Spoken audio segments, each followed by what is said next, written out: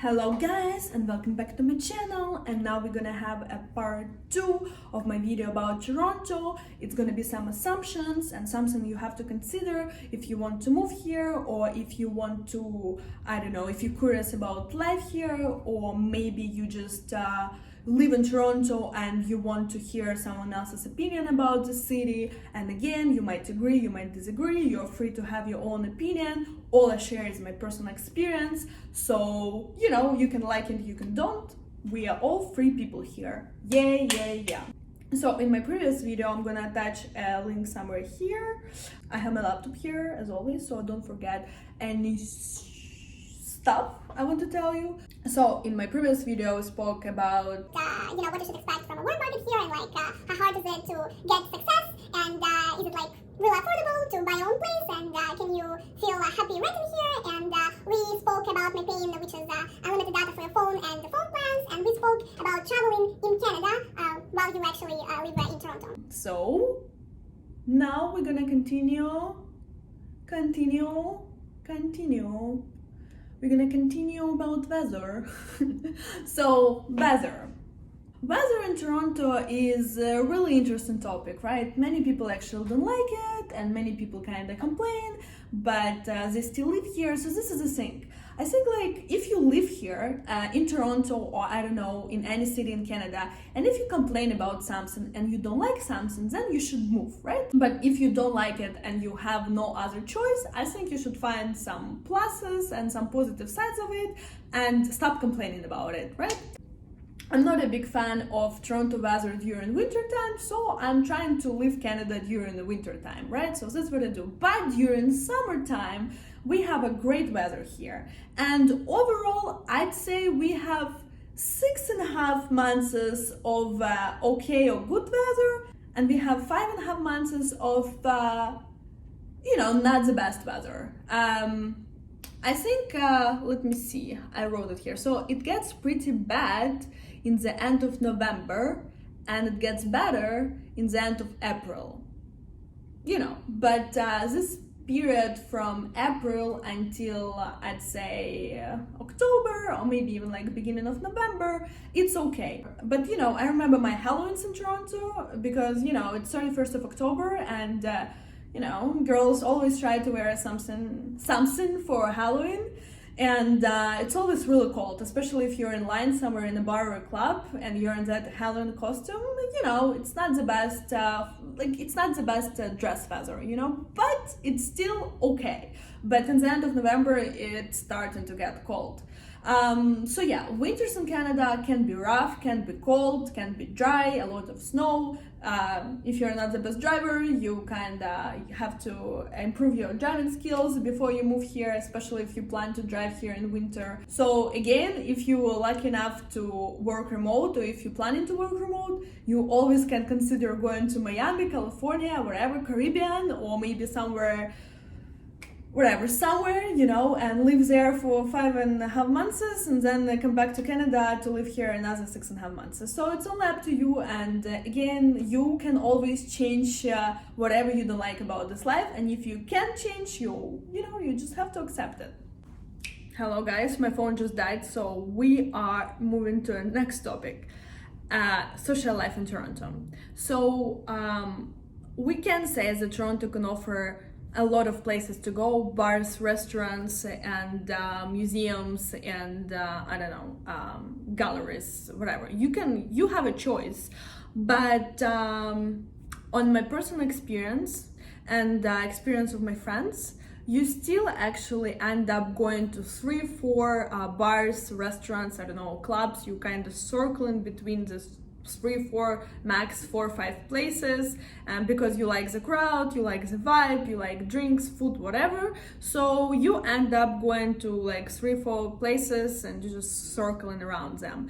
And maybe that works for every city, but Toronto, I feel especially like that, and you can't compare it to New York or Chicago with their choices of places to go and other stuff. So it definitely have a lot of stuff to offer, but I think we have room to grow in this area. And again, I don't know how it's gonna be now after this world pandemic, and is it ever gonna be the same?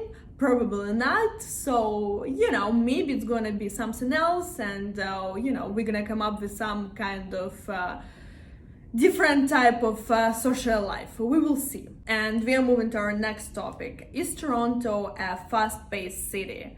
Toronto can be pretty fast-paced, but again, it depends where you're coming from, what in your understanding is fast-paced. Is Toronto as fast-paced as New York? No, even not as fast-paced as Chicago. So, if you're a New Yorker that is coming to Toronto, you can feel some similarities, but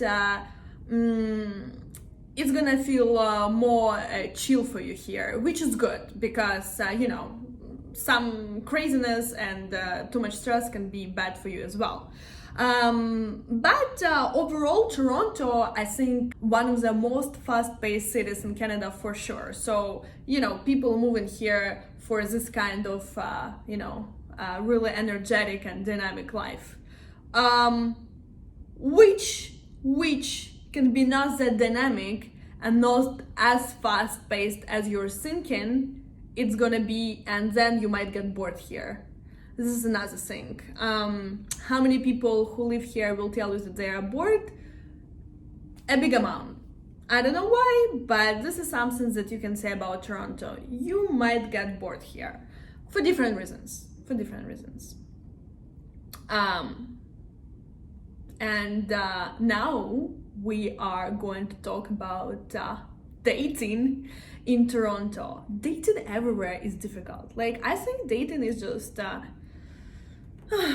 it's complicated, not only in Toronto, but I think Toronto is a really diverse city, and everyone here has different roots and different origins, and it's cool. But you know what needs to happen, and it's a difficult thing that needs to happen, right? Because many people come here from different backgrounds, and my background with my a bit Canadian mentality has to match with your different background with your a bit Canadian mentality, and we kind of have to have similar interests and hobbies, even though we come from two different places. Most likely, you have to find this points where you feel like, oh yes, this is the one. So overall, cities that are diverse and offer you kind of a lot of choice. You have people here from everywhere. It's good, but at the same time, it can cause difficulties. It's